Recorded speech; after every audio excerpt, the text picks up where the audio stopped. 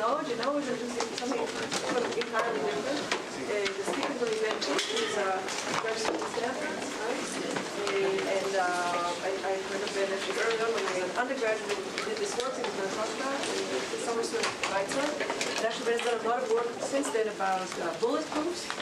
Actually, that's Benedict's work. It's Benedict's work. But you have another work on fast. Accumulators and application IoTs, and worked on other things so too. things that are actually much more probably relevant to people who want to build applications, but I find this work fascinating. Which is the use of zero knowledge for doing sort of safe or secure forensics. So this is a little bit out there, but this is what I like. Yeah. Okay. Thank you.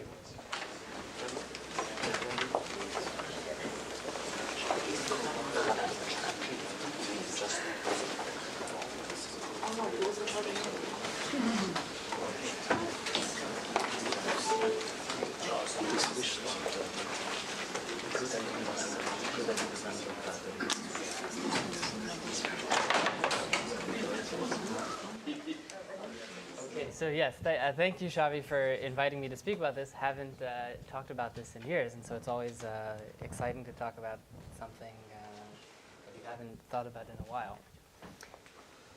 So we've seen the power of zero knowledge in the digital world, right? You could use zero knowledge to prove that you have the key to decrypt an encrypted file.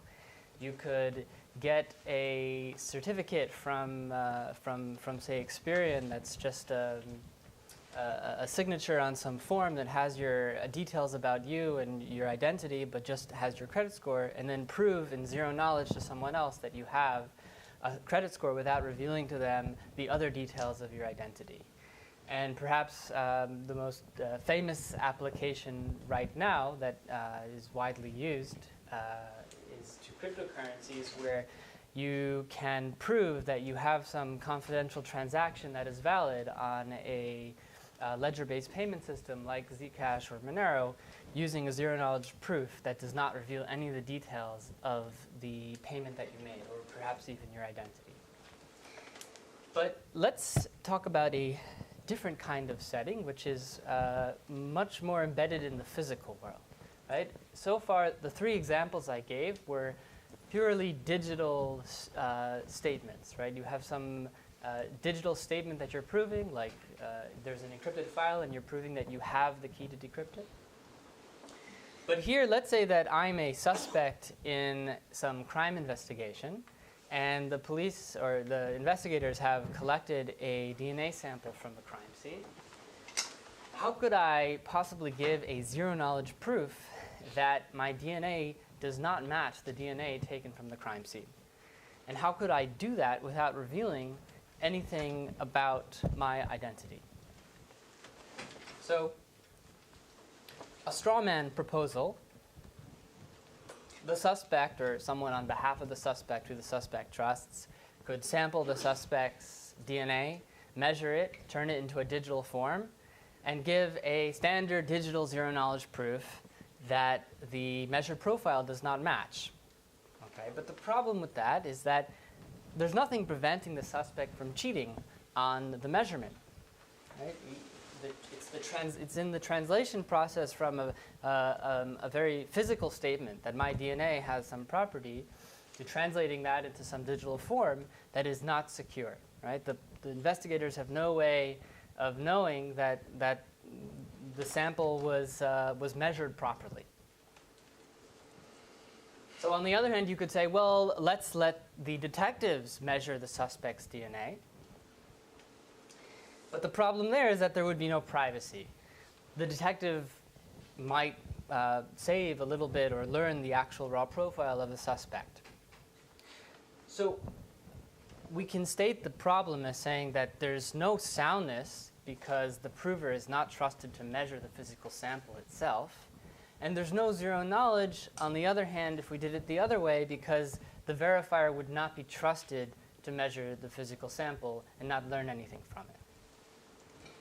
So we can see that this physical zero-knowledge problem does present something that the world of digital zero-knowledge doesn't quite solve.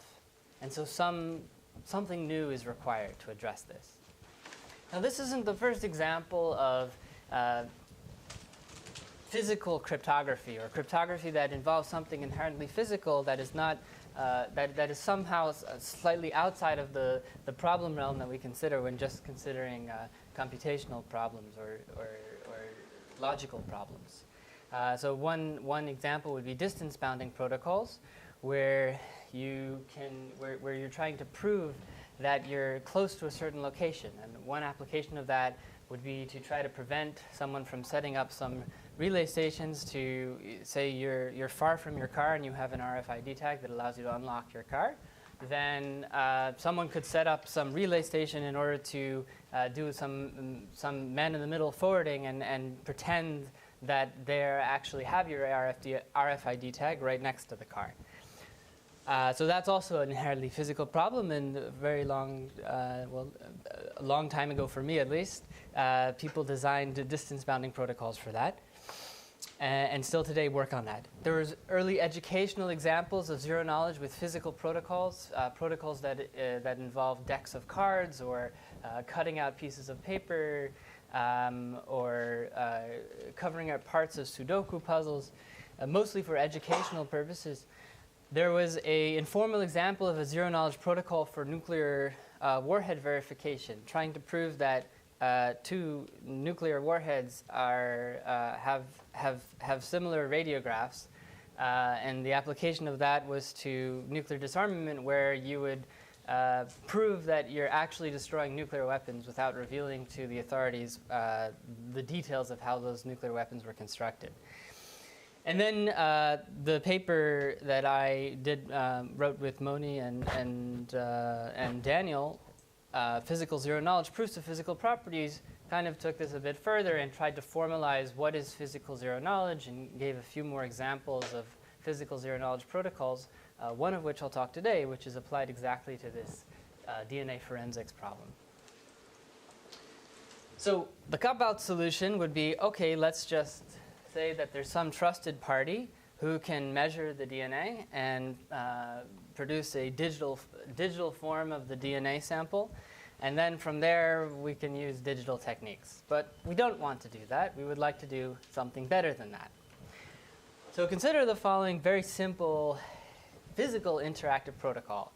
And I don't know if any of you ever played the Coke and Pepsi blind test game. I did in my, I think, freshman psychology course in college, where I was asked to demonstrate if I could tell the difference between Coke and Pepsi, and the verifier, so to say, the instructor of the course would take the Coke and Pepsi behind his back and shuffle the cups and give me one, and I would demonstrate that I could distinguish whether I was given Coke or Pepsi.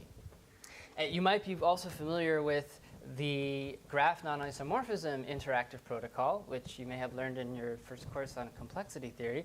And that similarly is based on the same principle, where a prover who knows that two graphs are not isomorphic is able to demonstrate that it can distinguish between whether it's given a random permutation of one of the graphs or a random permutation of the other graph. So we'll apply the same basic idea here. The suspect, or a defender on behalf of the suspect who has access to a lab, will demonstrate distinguishing ability between the sample taken from the suspect and a sample taken from the crime scene. Now, it's important to note that the investigators here are not allowed to measure the sample taken from the suspect. There is some physical assumption here that they are being observed while they're doing this. So they can handle it and place it behind their back, but they cannot measure it.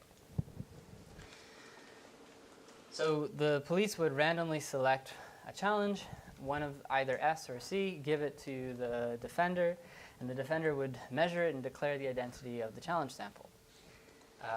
The defender should fail with probability 1/2 if the two are identical. Now, this is making a lot of assumptions, first of all. First of all, is it really zero knowledge? What if the police sneak in, say, a third sample and would learn something about the relationship between a third DNA sample that was not even involved in this problem to begin with and the crime scene sample, or the suspect? And is it actually sound? Perhaps there's other differences between the two samples that allows the defender to distinguish between them that, that have nothing to do with the fact that they're taken from the same individual. So let's sweep those aside for a moment.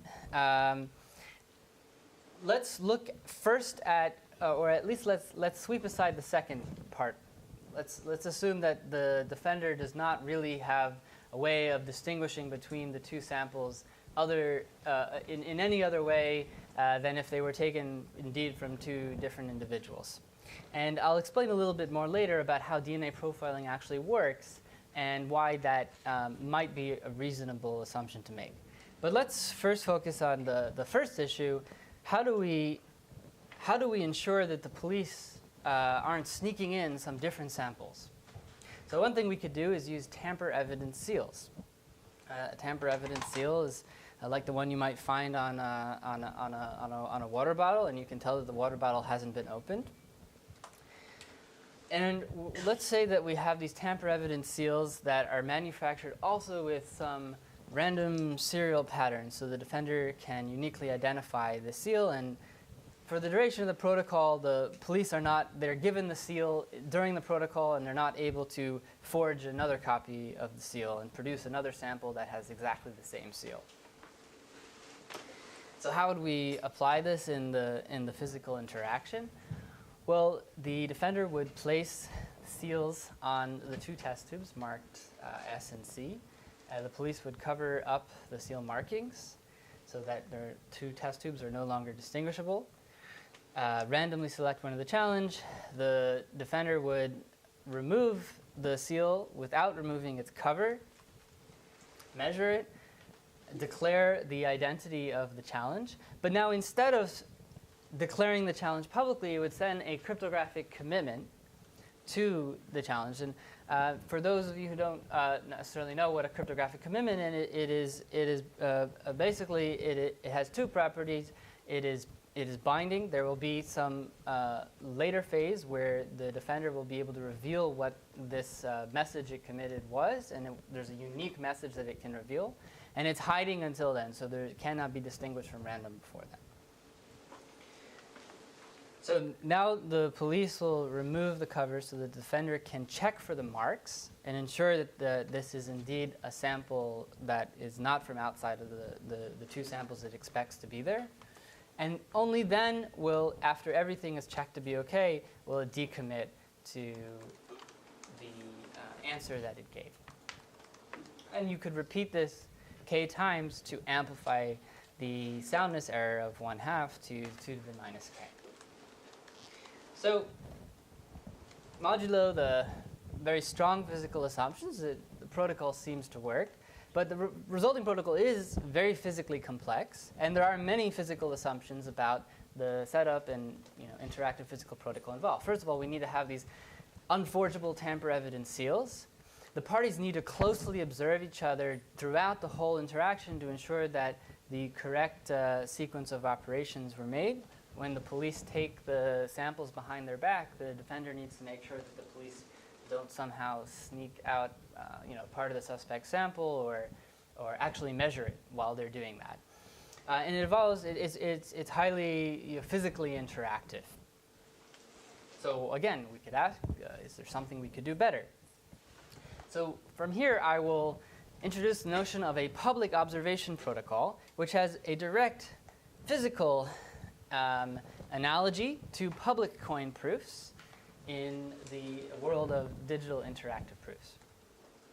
So a public coin proofs in cryptographic protocols, or more generally interactive proof systems in computer science, are one in which the verifier does nothing more than generate random challenges when each time it receives a message from the prover. So the prover gives a message to the verifier, and the verifier just gives a random challenge in response. And so they're called public coin proofs because the verifier does not really have any secret randomness, right? Now, the verifier's messages are in a public observation protocol. should be all digital. Okay, so there's nothing that's physically concealed, which is the analogy here. You can think of it as if the verifier is sitting behind a glass screen and observing the prover as it's doing things. So you may need some kind of physical observation there, or perhaps the prover is even just on a video monitor. But the verifier's only interaction is to send random digital challenges. So this would reduce tremendously the physical assumptions on the interaction.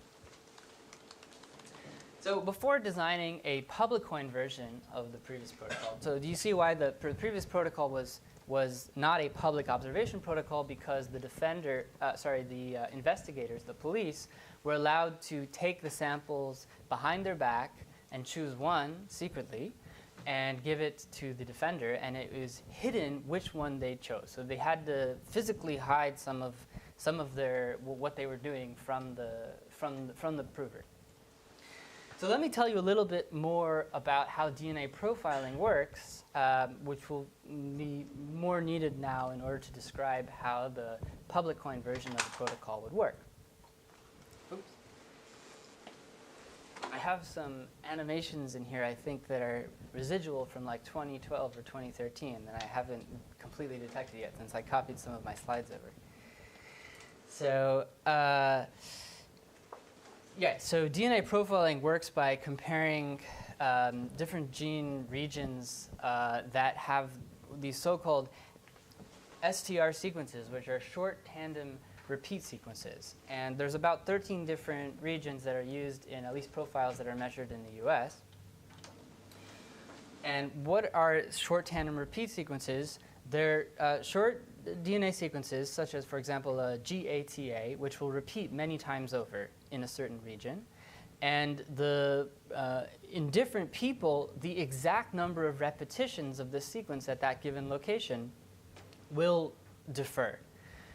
So a profile is measured by by measuring the length or the number of repetitions of these short sequences at 13 different locations.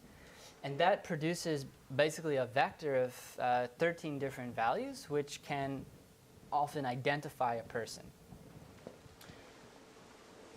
Now, also note that everybody has two different versions, right? Two different versions of this location on the two different chromosomes. So there will be an allele A, which is just a variant A, and a variant B, and so they may have two different values in that vector location rather than one.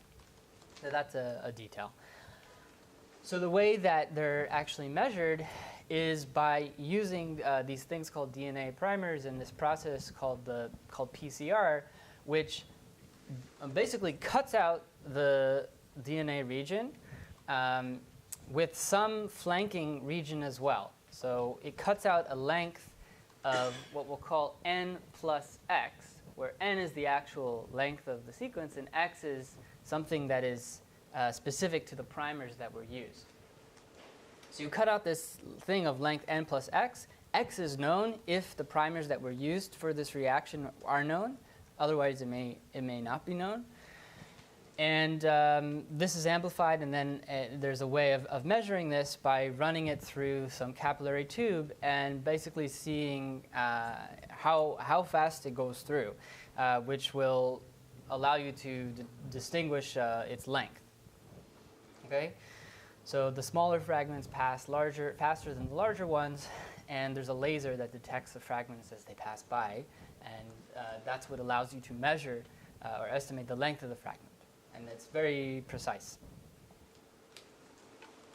So how are we going to design this public coin DNA inequality protocol? So let's now just look at the DNA profile as a vector. Okay, say just have 13 values. And this vector, each value in this vector corresponds to like the length of the individual's STR sequence at that loci, but we'll just think of them now as vectors.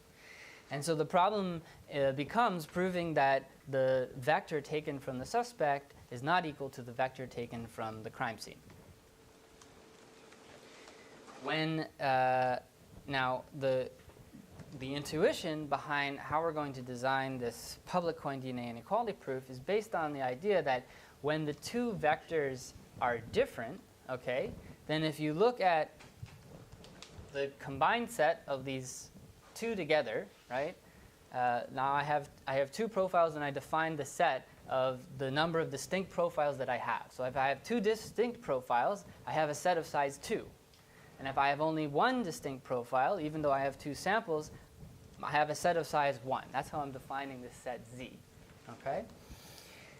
And I could amplify that difference by looking at many copies of the, you can always take many different samples from the same individual, right? So I could look at,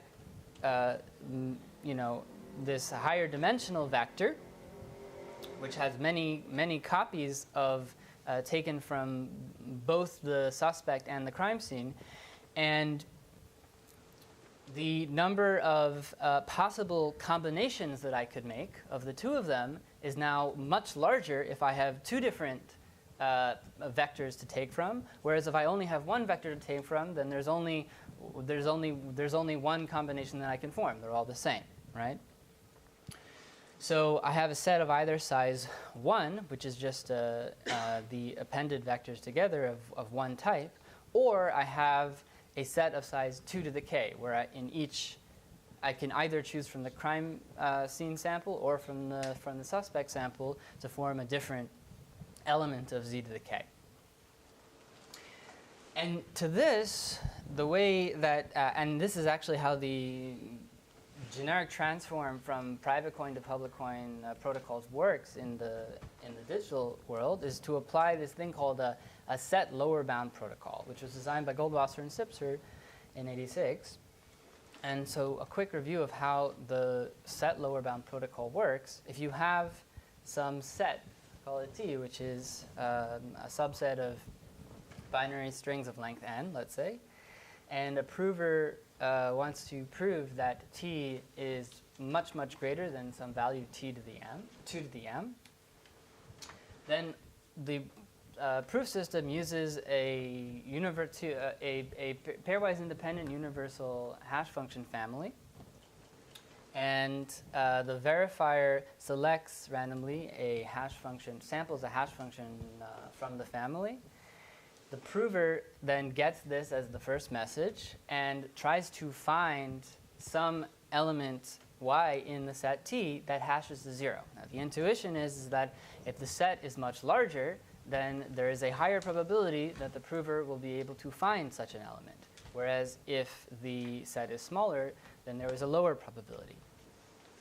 And the verifier will accept if h of y is equal to 0, and may need some, you can think of this subset T of 0, 1 to the n as some kind of language, and so it may also need some extra proof or certificate, which it wouldn't be able to verify on its own, but the prover knows that y is actually in the set T.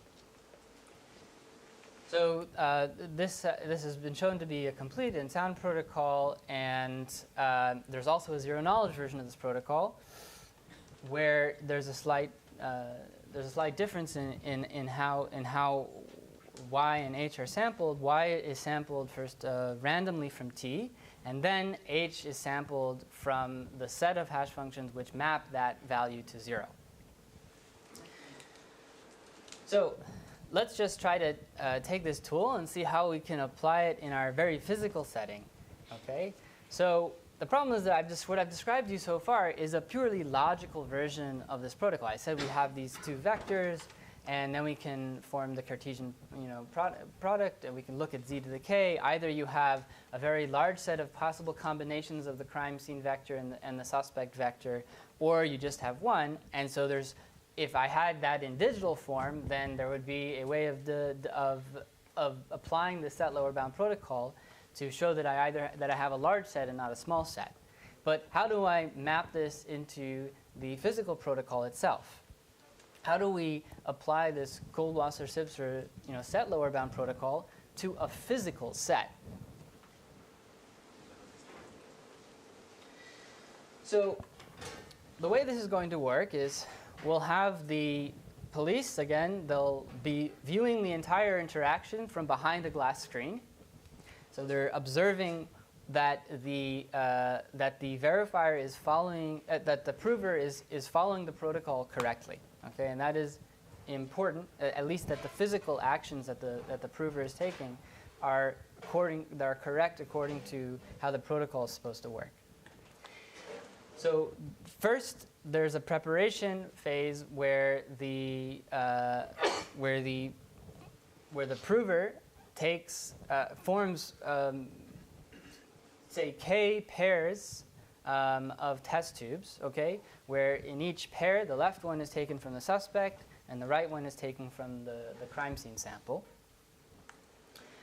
And then the idea of how this protocol will work, and I'm going to not yet talk about how exactly to make this zero knowledge, but first just how to make this sound, okay? And then we'll look at how to make it zero knowledge.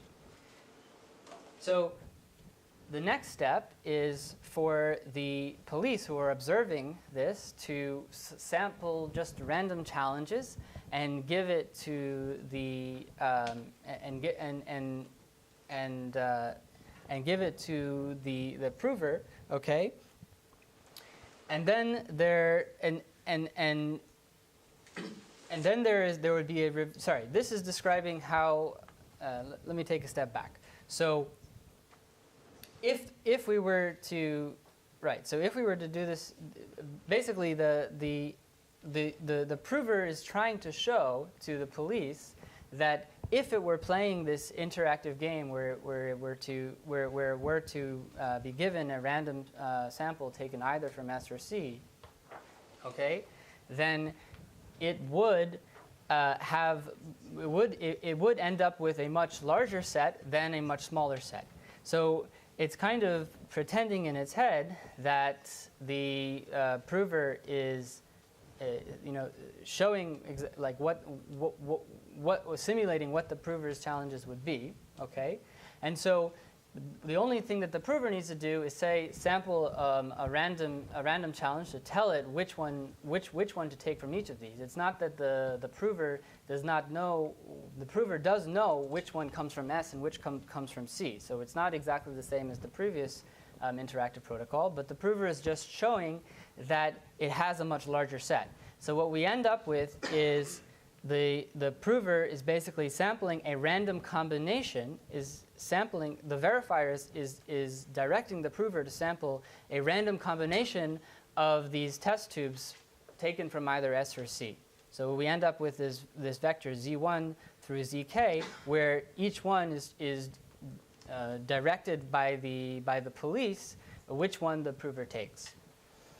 And so then the defender can just measure that, okay, and then apply the set lower bound protocol where the police basically give it a hash function, and there's the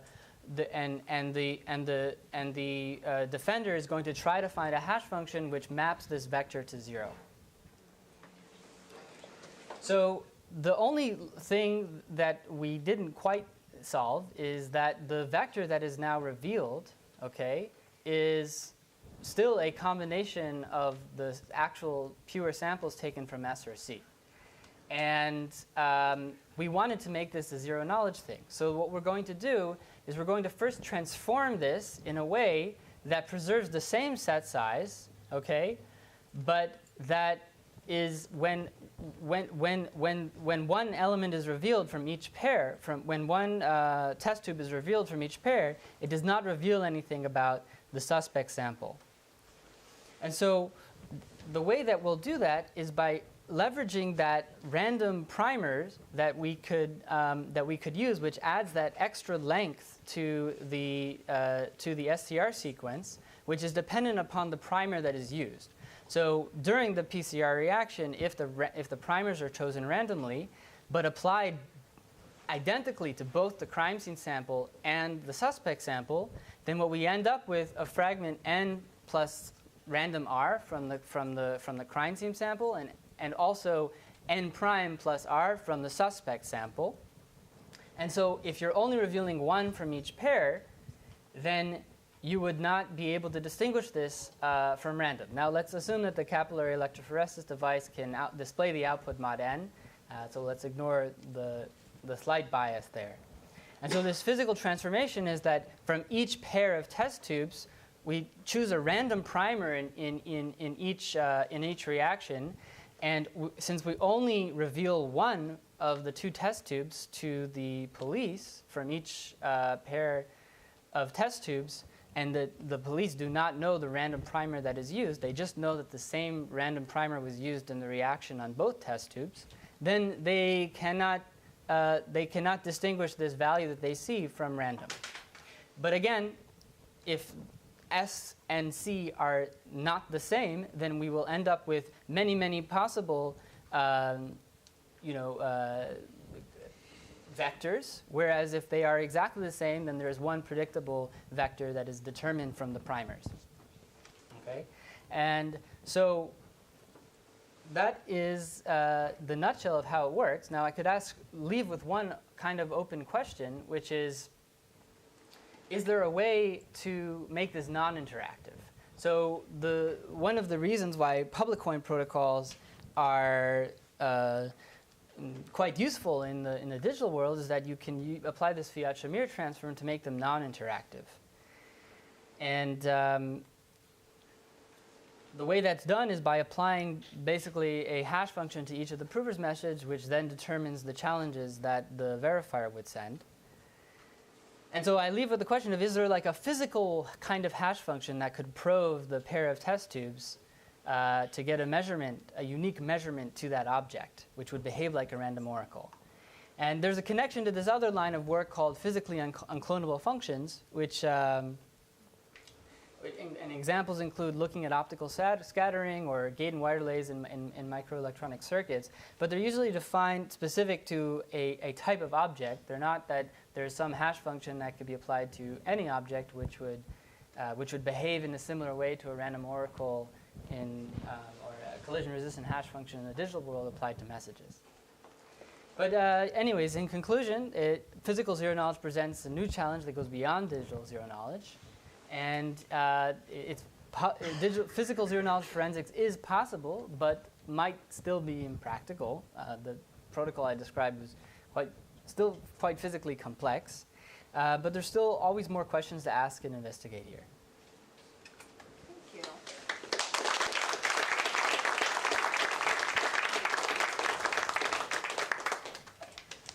Any questions? Yeah, questions. Yes. So first of all, nice, really clear talk. Yeah.